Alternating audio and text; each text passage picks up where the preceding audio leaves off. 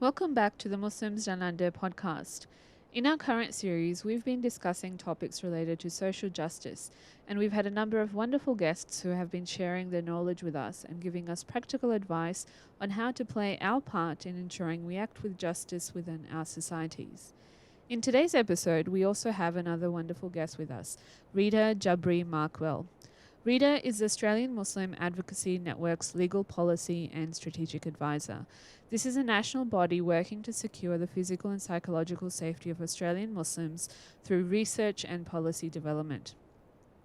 Rita directs its research work and supports a team of law interns, volunteers, and research associates. She is a solicitor by profession and has a history of service in public policy, advocacy, and in the Australian Parliament. So thank you so much for joining us today, Rita, and welcome to our podcast. It's a pleasure, alhamdulillah. So research, as I'm sure you would know, can shape policy and the way public debate actually happens within our societies. And I think it's vital that we ask questions that are relevant to inform future policy that enables change within our societies. So in this episode, I wanted to discuss the value and understanding of multiculturalism within society, and specifically focus on the aspects of social justice that explain why discrimination tends to shape the concepts or ideologies that develop within society.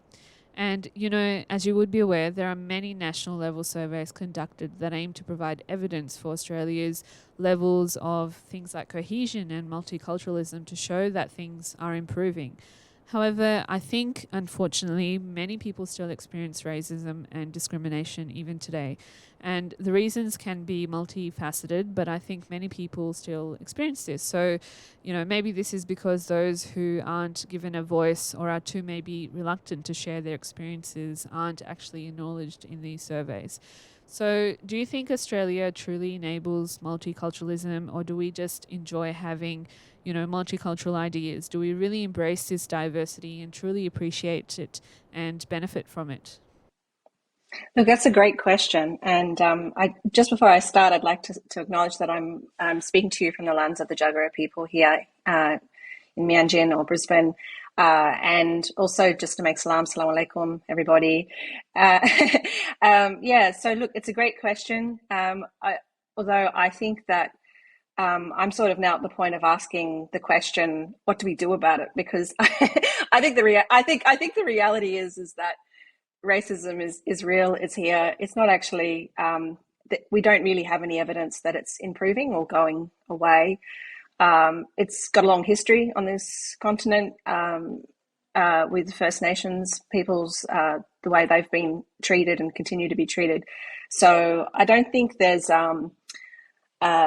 for me now, the question, like in terms of just our survival and our enjoyment of life, just being able to thrive and flourish on this planet is really just to think about what can we do about it in a way that gives us peace in our heart and in our soul, that we're doing something, but we're also not we're not suffering because we're thinking about it so much, or we're feeling sort of under the weight of it, if that makes sense. I know that I've just finished reading this great book by Chelsea Watego, Another Day in the Colony, who's a Brisbane writer. Dr. Watego is actually also a health researcher, and she addresses a Black audience in that book, right? She speaks to other Aboriginal people and says, okay, so we've kind of had a lot of, discussion about the reality, but okay, what's next? Like in terms of how do we respond to it? And in her book, she talks about hope actually being a paralyzing thing, and that that we shouldn't actually just spend our time having hope, although she distinguishes that from faith in the sense that she says that faith is different from hope. But she prefers to go down this track of being quite nihilistic and saying, okay, this is the reality. What are we going to do with it? We're actually going to every day turn up and fight it in different ways. And we're going to do that because that act of fighting is not actually, it's insistence. She talks about insistence, like in terms of just insisting on who Aboriginal people are on their identity, their culture, insisting on their values, on their identity, on their way of being, and in the face of a whole set of narratives and in the face of a world that constantly pushes them the other way and says that doesn't have value. And it resonated a lot with me reading that book, because I was thinking about, how recently I was speaking to a group of young Muslims through ISRA who, and the topic was media, and what do we do about narratives about being Muslim? And I was reflecting with them on how they've grown up in the war of terror. They've only ever known that narrative. For someone my age, I was 20 when that started. So I knew a kind of a little bit of life before that. But once you've grown up in a narrative, like where a narrative has been so dominant for so long, how do you actually even extricate yourself from that? How do you imagine yourself in a different way without kind of having that pollute your mind constantly, like in terms of those narratives? And I think the reality is, this is a work in progress for me, but I'm thinking that I don't think we can ever sort of imagine being totally free from those narratives. I think we actually have to deal with the reality that those narratives are here. They are a constant source of oppression on our community.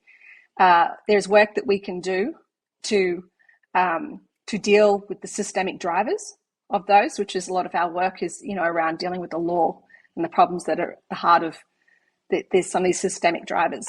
But I think in terms of our energy now, we need to really reflect on, well, what is the healthiest thing we can be doing right now as a community, as parents? What is the healthiest thing we can be doing to stand strong in our faith and our identity, and yet not be, consumed or worried, but still stand and keep moving forward and flourishing with our identity. Yeah, you have to, for the most part, be ready to acknowledge this negative narrative to then be able to change it, I think. And, our whole platform has been curated on this idea, this notion that we need to change the narrative in order to improve our society and make sure that no individual within society is having to experience injustices. But unfortunately, we do still come across individuals who hold those negative and discriminatory views, unfortunately. So how do we find that balance between feeling included and accepted while still respecting ourselves and valuing who we are, our own identities, but also respecting others, with the understanding that assimilation is not the goal. It's not the purpose of embracing things like multiculturalism in Australia. Because I think sometimes there is an imposition of narratives. I think people have this understanding that there's only one narrative that is okay or that can be accepted within society in Australia. And when we say things like, changing the narrative or accepting our own identities, doesn't mean that we're discounting anyone else's identity or anyone else's narratives. And, for many of us, it may be a constant challenge trying to figure out where that balance lies between respecting yourself and your identity and trying to find that harmony with others, with what the Australian identity might be. So how do we do that? Well, for me, I think, obviously Islam provides us with a beautiful framework for having, good character, for respecting ourselves and respecting others. Also for, responding to difficult situations, and also to use reason, right? Encourages us to use reason as much as possible. I think generally the work that we're doing is around educating our community and also other communities about the impact of dehumanization as a particular problem. And the reason why we're focusing on that is because we don't believe that enough people in our community understand how much these narratives have impacted us and we have internalized them, and how we pass it on to our kids, even just in small things we say and do. There is a narrative that, the narrative that has run for the last 20 years Muslims being terrorists or Muslims being unwanted, illegal boat people, and being criminal of some sort of variety.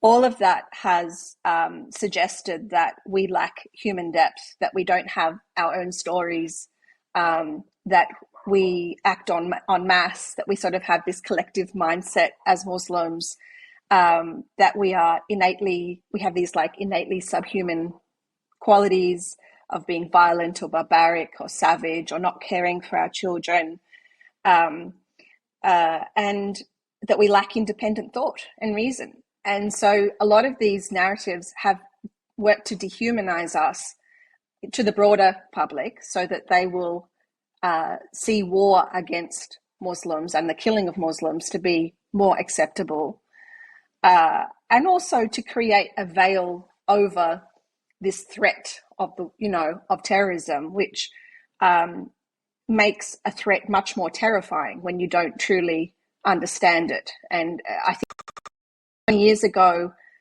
the government, Australian government, UK, US, if they'd sat down with their people and said, okay, this is why Al-Qaeda has come about. This is the history of Al-Qaeda. The US has been funding them. We've been doing these different things. And then same with ISIS. This is how ISIS came about. We went to Iraq. We had an illegal war there.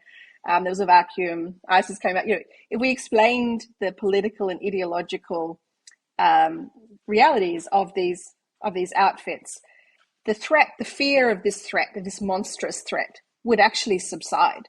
But when you refer to it as an Islamic or religiously motivated terrorism or Islamic threat, what it paints for people is this idea that any Muslim, my colleague, my classmate, any Muslim I don't know if I'm passing in the street is a ticking time bomb. And that threat idea is so much more fear creating because it is so veiled. It's so unclear what is the actual threat. And that's been very purposeful and deliberate in discourse over the past 20 years. It's also been, as I say, deeply dehumanizing of us as people. And because we haven't, I think, had enough discussion about how dehumanizing it's been, we haven't had the tools to kind of push back on some of those narratives when we're talking with people. And I find generally that the best way to push back is to appeal to people's to their logic and to their most universal basic principles about treating people the same way that you want to be treated, which means that acknowledging every group is full of humans who do different things, who have different stories, have different motives, have different needs, who are layered, who have independent thought, who are able to reason, if you are to the alternative reality on that group and say, well, no, they're just a massive homogenous and hostile robots, who have no human depth, well, then that's not fair because you wouldn't do that to your own group. So it's a way of also appealing to people to not be hypocritical. And research has shown that appealing to people's desire to not be hypocritical is actually quite effective. And yet, if you, for example, were to talk to people about hate speech, racism, white supremacy, if you were to talk to people who you might think are white supremacists or racists, and you were to use that language, and even hate speech is highly contested as a term in those groups. It's weaponized in those groups, and they believe that it's weaponized to curtail their free speech in their reality. So Aman's work on dehumanization aims to disrupt this discourse at a much deeper level by saying, okay, essentially we are all humans. Here is a logic that you are going to find very hard to rebut, unless you want to say that our community is not human. And if we are going to get people to reflect on that, and that's where they're going to land, well, then I think that's going to be quite a hard reality for some people to have to face. So we've found that dehumanization as a framework is a little bit more successful at penetrating some of those seals and those barriers that people have. And, you know, I think for anyone listening, these kinds of goals might seem something that is kind of maybe unachievable or something that is a bit difficult to do. But ultimately, you know, as you mentioned, what Islam teaches us, Islam actually considers the diversity of people and nature as God's creation. And so respecting that diversity, considering us all as humans, just like everyone else, is actually a commandment of Islam. And His Holiness Hazrat Mirza Masroor Ahmad, the Caliph of the Ahmadiyya Muslim community, he actually wrote a book called True Justice and Peace. And in this book, he explains in that the root cause of the unrest in the world today that leads to things like racism and discrimination, it's actually due to that lack of justice, fundamental justice at every level of society. And only by recognizing that, I think, can we actually hope to establish true justice at every level, whether it's individual, communal, or even global peace as well. Because, you know, to achieve justice means that we can achieve true harmony. And that's what is described in the Holy Quran and the teachings of Islam that is required to maintain social justice in all aspects of our lives. So it's kind of, you know, the work that your organization is doing, it's very commendable, and I do hope that it achieves these kinds of goals. And it's good to see that there is a group of people who are actually actively trying to do something about this as well. So moving along, you mentioned just before that there's no research or no evidence, I guess, to show that Australia is actually a successful multicultural society, as we often hear in the media. So could you expand on that as well? You know, we do see a lot of reports being released in terms of levels of cohesion and multiculturalism and how things are improving. My comment was that there's no evidence that racism itself is going away or reducing. And I would say the social cohesion reports, you know, the Scanlon Foundation study has found exceptionally high rates of negative sentiment towards Muslims over successive reports.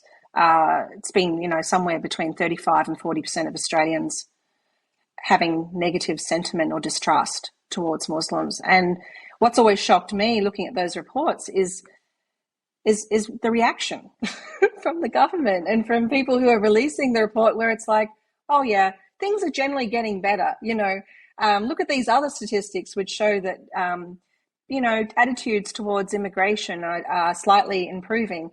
Well, I don't want to, you know, there's an elephant in the room here. That's an unacceptable statistic, and yet it has been, it's much higher than any other faith group. It's exceptionally high. There's no other faith group that comes close in terms of being a target of negative sentiment. And it's been normalized because of the war on terror and this terminology of, you know, religiously motivated terrorism, which has conflated our religion with Islam, with terrorism, and it's got to the point where there was some research released last year which found that media coverage on terrorism actually annihilated people's ability to accept positive messages about Muslims. So a lot of efforts on anti-racism are undone every time there is more terrorism media coverage. Because terrorism media coverage is so intense, right? The imagery and the stories of ISIS are so visceral and so brutal that it sinks into people's consciousness very deeply. And that marriage with our religion that has been socialized by, not by us, not by Muslims. It's not that Muslims are sitting around saying ISIS is religious or Muslim or Islamic. We deny that. We actually say, if you can say they're politically motivated or they're ideologically motivated, they're not religiously motivated. It's not the Quran that is teaching them to behave like this. Yet the law in this country and the official speech in this country is to refer to them as religiously motivated, because our law makes a distinction between religious and ideological terrorism. And a lot of Aman's work, inshallah, we are going to really push more and more spotlight onto this particular problem.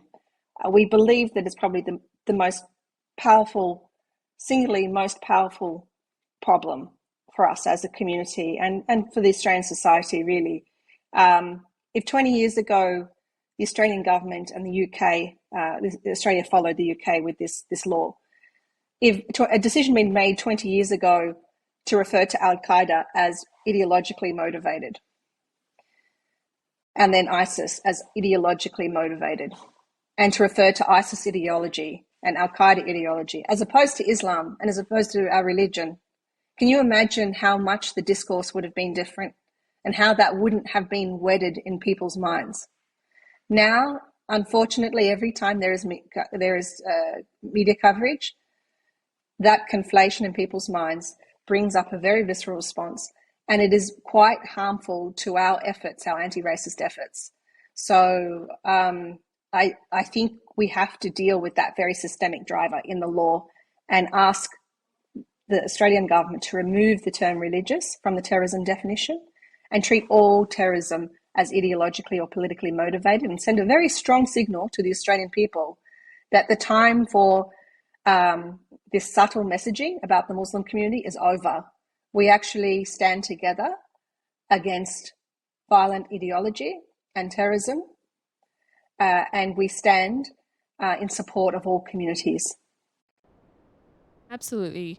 And to slightly change the focus a bit and moving along, as you would know, women play a strong part in diversity and obviously towards the success and growth of Australia as a nation.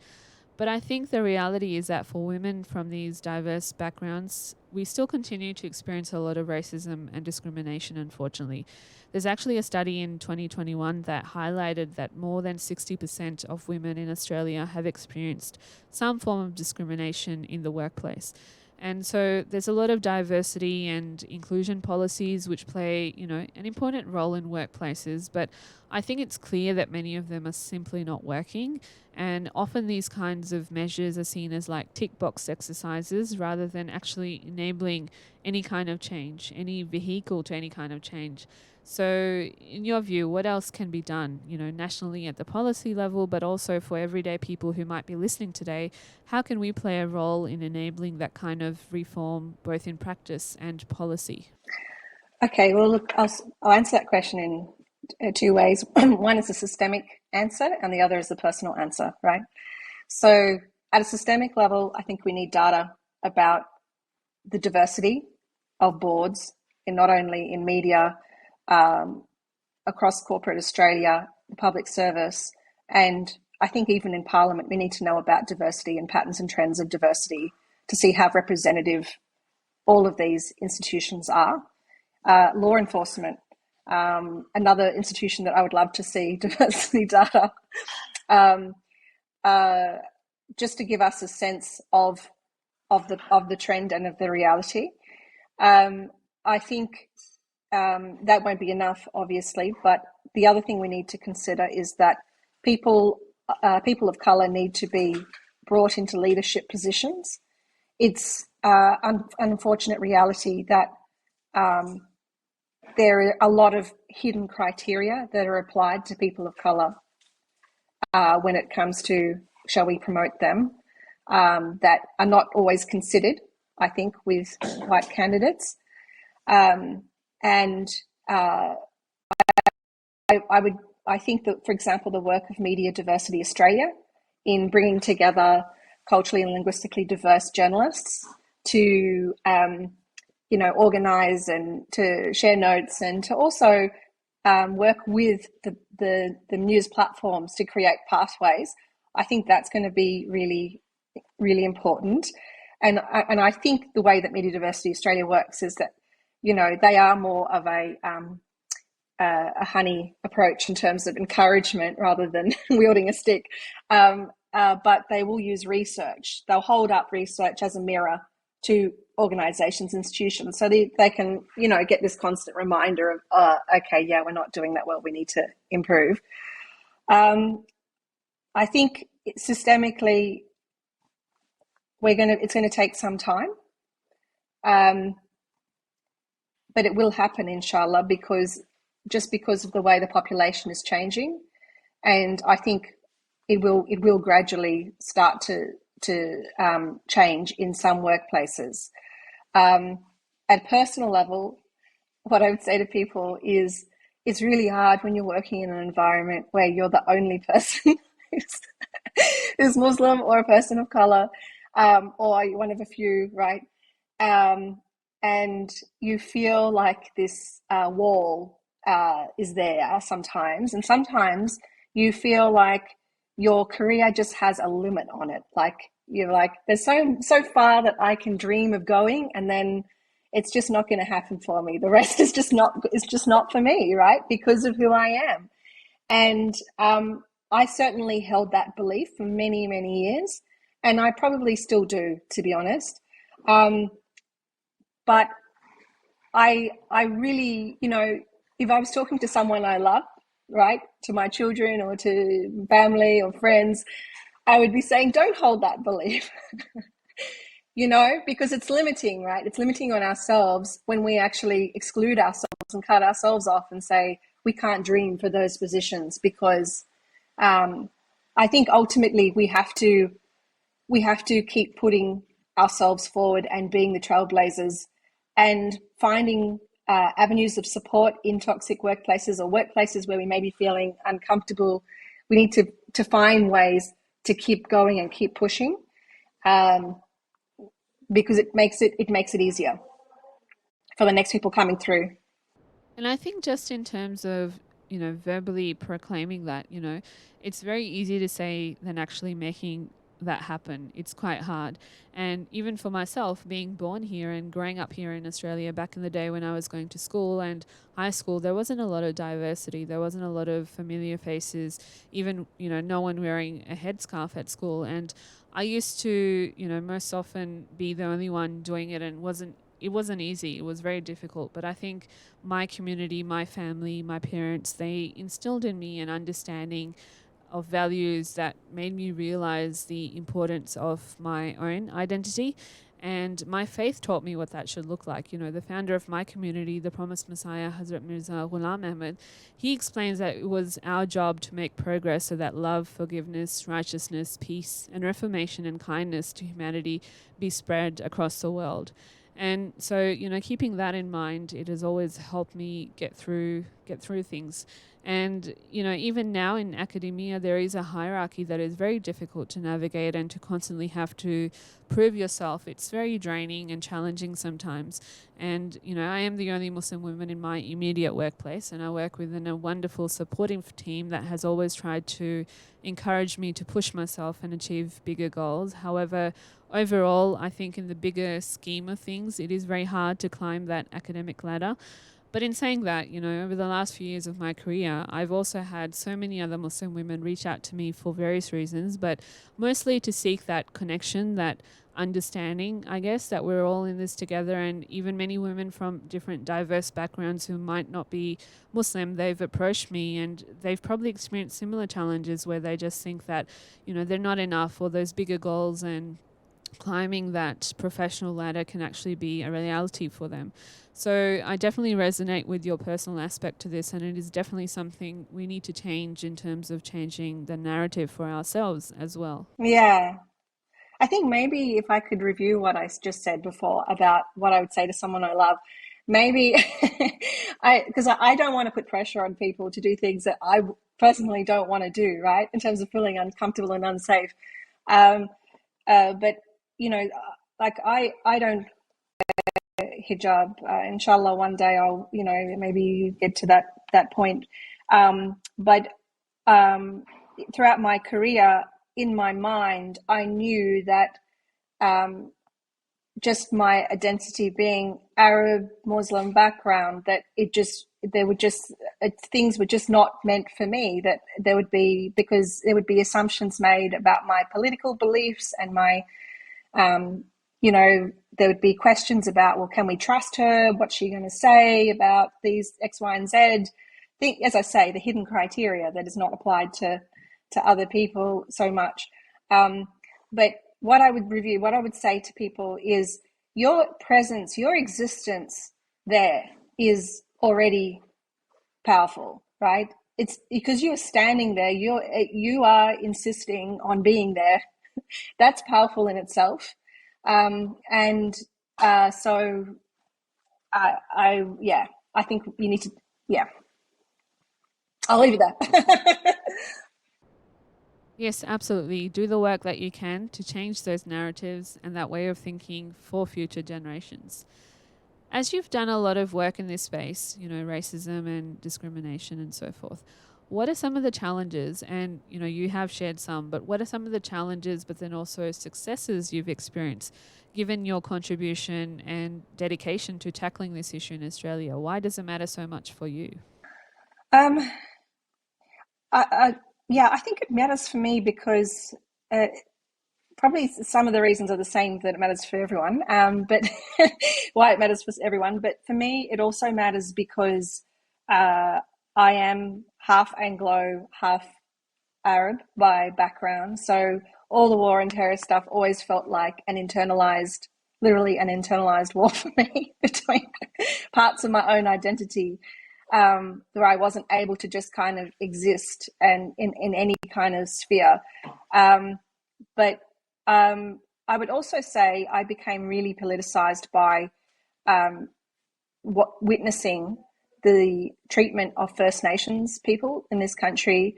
Growing up, my mother involved me in a lot of community events and protests, and watching the Howard government's sort of refusal to apologise and the way that he politicised native title made it a threat, made it seem like it was a threat to Australian people, the same way that I've seen unfortunately, some politicians suggest that the voice to Parliament is a threat, again, using that kind of language. That really politicised me in the sense that I felt there was this incredible presence here in Australia of First Nations people in terms of their presence, their culture, their history, and yet it was being treated with such disrespect.